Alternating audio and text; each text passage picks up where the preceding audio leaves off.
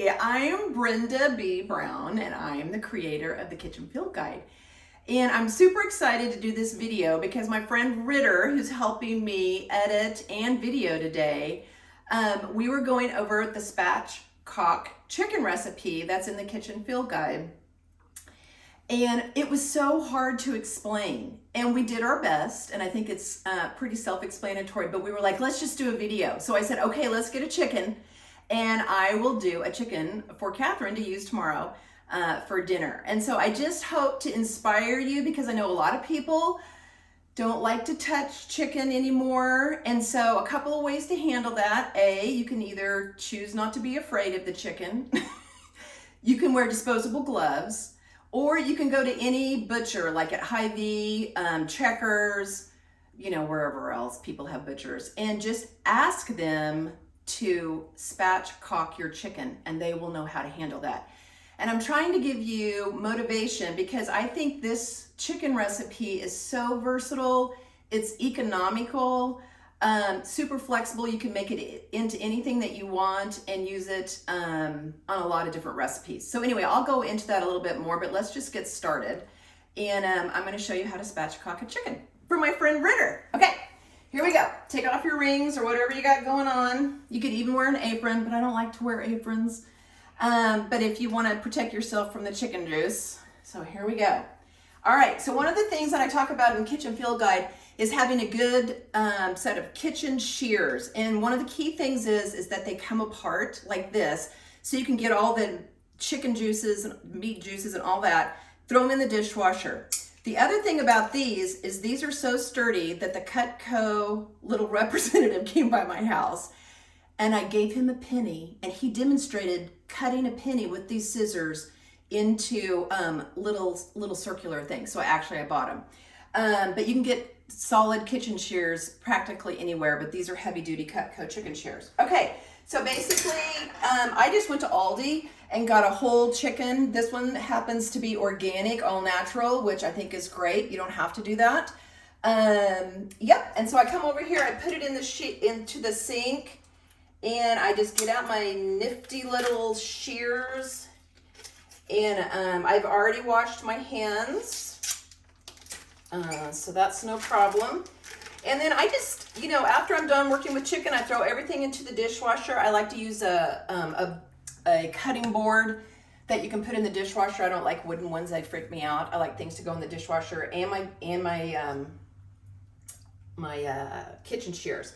So here we go. So you have the breast, I call this the top side, and then you have the back side. And to spatchcock really just means you're tearing out the spine, cutting out the spine of the chicken. And you go down the right side, and then you go down the left side. And that's the reason why I have not been able to do that with a knife. And that's the reason why I use scissors. And so Ritter, I just put my hand in here, pull out your bag of goodies that they have in there. And I just feel, here's the tail, I just feel, and I start cutting along the side. And sometimes I'll get stuck, like there's a bone in there, and I'm kind of pulling away, pulling and pressing. Can you hear that? And so that's one side. So that's one side. So now I need to cut the other side. And I just kind of cut through the bone, try to follow the spine, and voila, spatchcocked right there. Pull that bad boy out. Then, you know, try not to touch. I turn on the water, rinse my hands, and I rinse the chicken. So it's nice and clean. And then, hang on just a second, clean up my sink a little bit. The key or the benefit of having the chicken spatchcocked is that it lays flat. I hope you can see that. I can show you that on the pan too. But I like to put it down in the kitchen sink and then just press on the bone to flatten it out a little bit. And so the key is you want the thighs and the legs to be flat out when you have it on the pan, and I'll show you that again. But it helps it cook and brown evenly, and that's the reason, and quicker, and that's the reason why you want to spatchcock it. Okay, so The other thing, here, I know I'm doing this in real time, people. I'm gonna wash my hands. Because that's what we do. I want to show you really how you do it and how long it takes. Okay, there we go. So I have a bowl and a regular size gallon Ziploc. And what you want to do, have that out. I pick up the chicken and I put it breast side in first because it's just easier. These legs are flopping around. So I just shove it inside the Ziploc. And then I put it in my bowl. So no big deal, just put it in my bowl. Okay, so now I gotta wash my hands again. So it's in there. This is so versatile, you guys. Okay, Catherine, hang on just a second. I gotta grab a couple things that I forgot to get. Okay, here's Diamond Kosher salt. It's the game changer.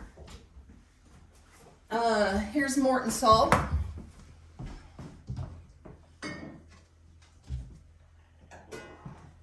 And a little olive oil. Okay, you guys, this is key. So I've been cooking for a really long time, 3 decades. And on Netflix, like 2 or 3 years ago, a 4-part series called Salt, Fat, Acid, Heat came out. And the little MC girl is just amazing. She takes you around the world, and her concept is if you can understand salt, fat, acid, heat, you can cook anything. And I'm like, okay, let's just wait and see. So anyway, I actually watched the whole thing. I learned so much from her. It was so enjoyable. I loved it. But if you're gonna watch one show, it would be salt. Salt has changed my life. And Diamond Kosher salt, there's thousands of salts. This is the least salty of all the salts. And so you're gonna freak out when I show you how much salt I put on this chicken. But go watch on Netflix Salt, Fat, Acid, Heat, and understand about salt. If you put as much salt, just normal Morton salt that I grew up on, in this recipe, you will die. It won't turn out. So you can't use this. But in my cookies, California cookies and kitchen fill guide, if you use this, that'll work because those are my old recipes and that's when I was using this kind of salt. And I kind of still bake with this. But anyway, for this, we're gonna do the Diamond Kosher salt. Okay, so this recipe is super easy, super forgiving. And so basically, if you have olive oil or any kind of olive oil, you put a glug of olive oil. I don't know, 2 to 3 tablespoons. Then the only other thing that you need is something citrus. And so I have a lemon. I just roll it to kind of soften it. I cut it in half. And I get the lemon. I use all the lemon. I try to catch the seeds. That's the reason why I'm doing it over my hand. But I did pretty well with that. And then let's do the next one. All the good lemon juice. Okay, I did really well. Okay, so this is kind of the key, is that I have these lemon rinds and I don't want to waste them. And if you look in here, I don't know if this is in the bag, you have the breast side and then you have the leg side where the cavity has been cut. I put these lemons down on the bone side or the cavity side. And then I put my spices, I sprinkle those kind of on the breast side inside the bag, but I don't waste the lemon rinds. I keep those in there because I can cook on top of those. So I wanted to show you that. And then it's the same thing where if I had an onion like I do today, I just kind of cut it up and take off the loose paper. And if I had an onion, I'll just stick it in there. Same thing like with the on the lemon side, save that. And then and if I had garlic, I'd put garlic in there. I have onions and garlic all the time and they're just super easy. So I just throw those in there. Same thing on the same side with the lemon and the onion. Okay, so then here comes the salt. I'm gonna demonstrate the salt because it's a game changer.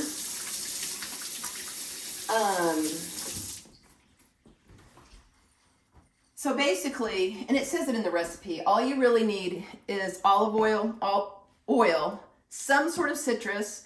It can be lime, orange juice, it can be the lemon, it can be all three put together.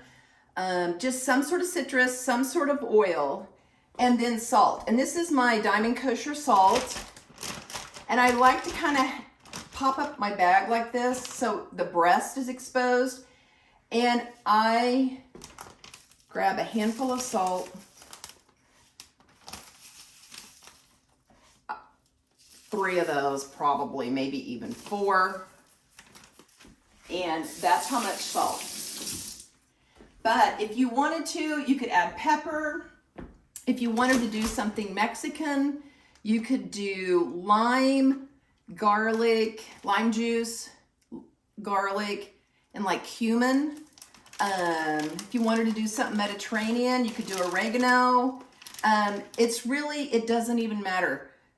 You can just make any flavor that you want. So this is another key that was hard to explain in the recipe, is once you seal your bag, and I have my salt, my pepper, or whatever else I wanted on there, I turn it upside down and I massage the chicken so that the juice from the lemon and the salt all get mixed together and married together.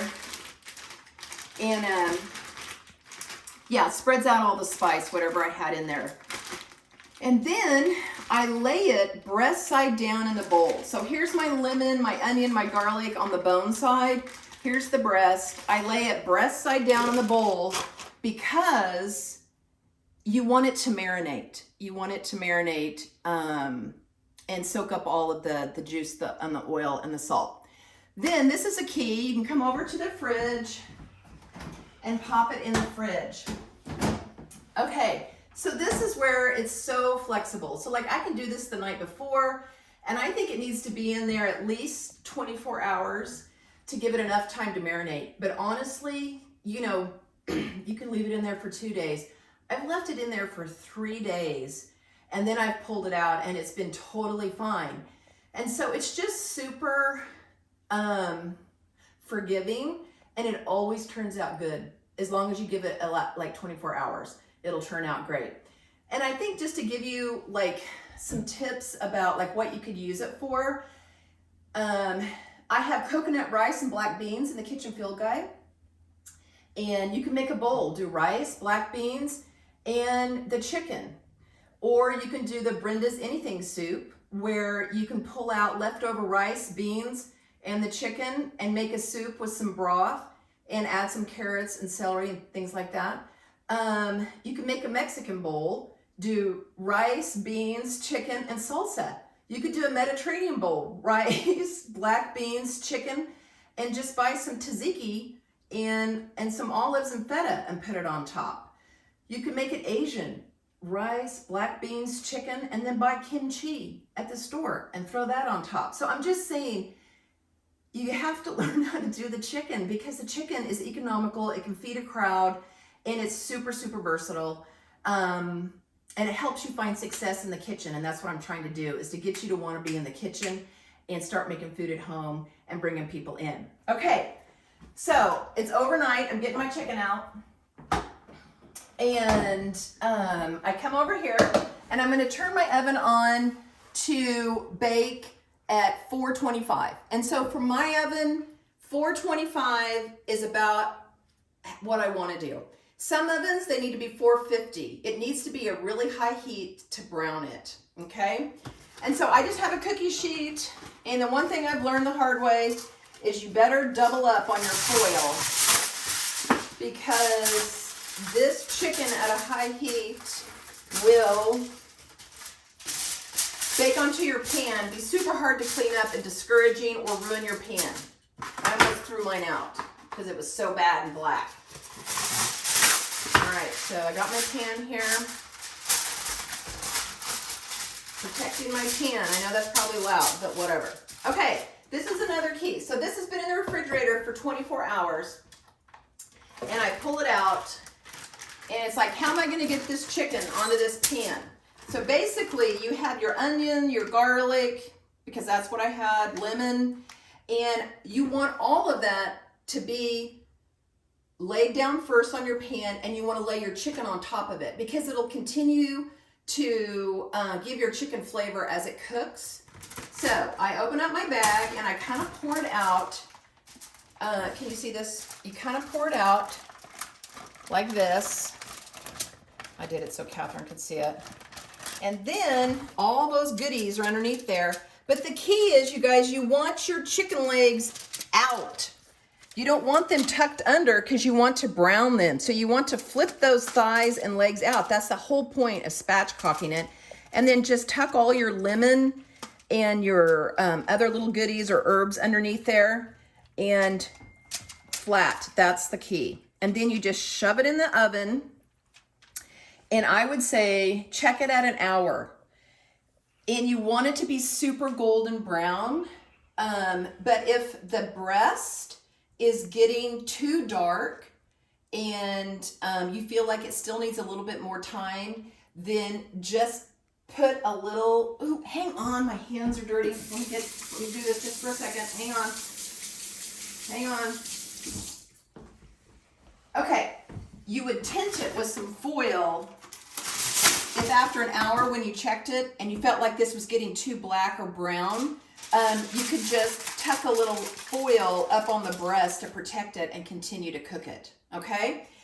All right, so one last tip I've learned is that sometimes the breast can be cooked too quickly and it'll dry out before the legs are done.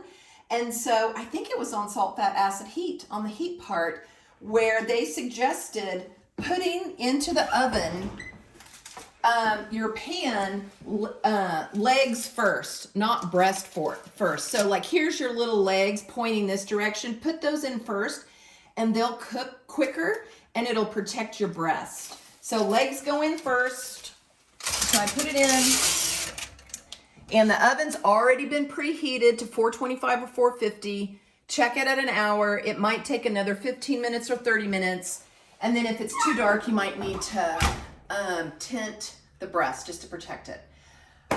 Okay, you guys, that's the spatchcock chicken. That's so hard to say. Get out there and try to make it happen. Bye.